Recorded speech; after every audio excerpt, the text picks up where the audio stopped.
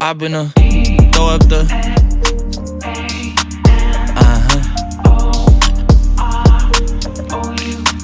and I can put you in. I can put you in. I've been throw up the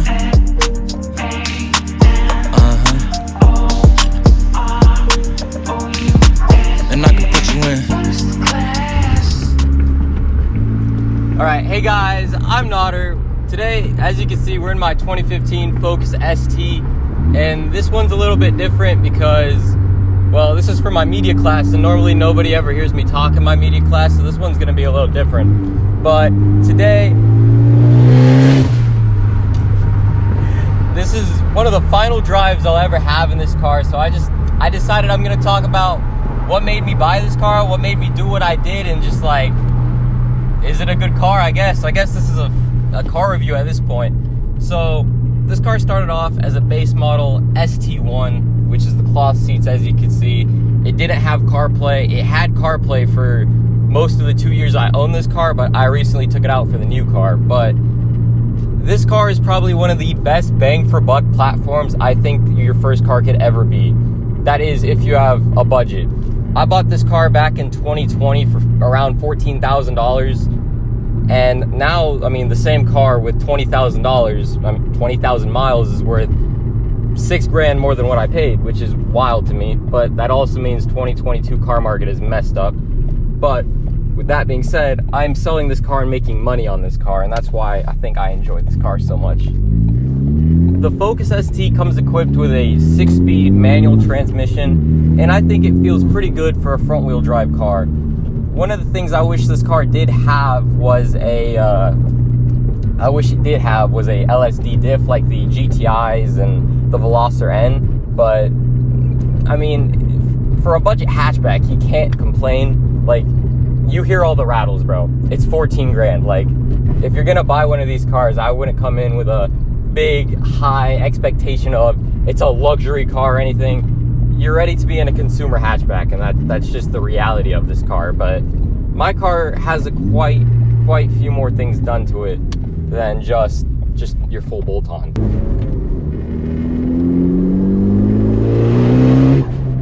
All right, so my Focus has a 2867 Garrett ATP big turbo kit, and what that means is I essentially have a lot more power than any Focus ST out there on the road normally.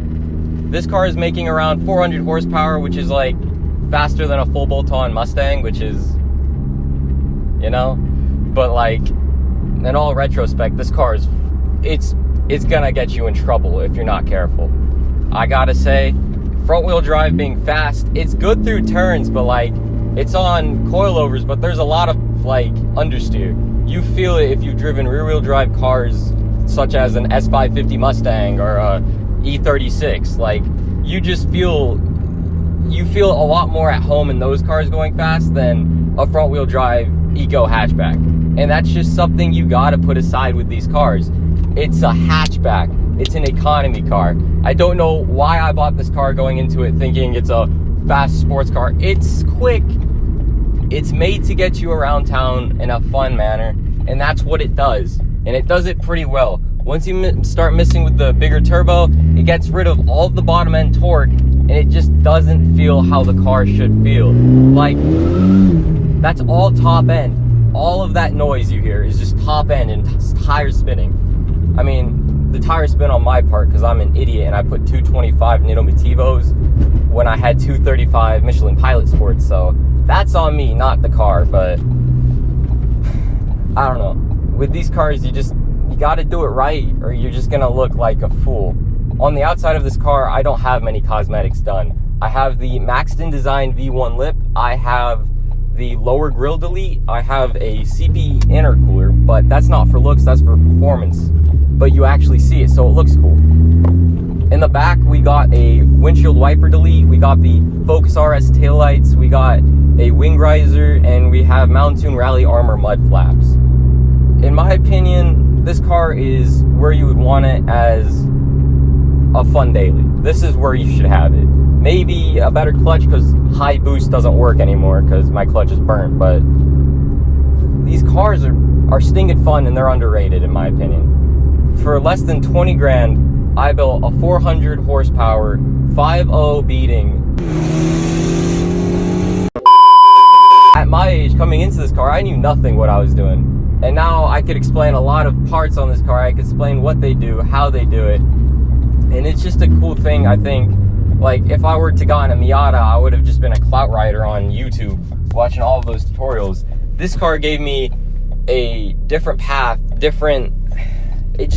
it worked perfect. There's no other way to say it except this car just fit me right where I needed it, right at the time. It did what I wanted it to do. It did it how I wanted it to do. But now I'm not bored of the car, but I just don't want to put more money into something I don't see.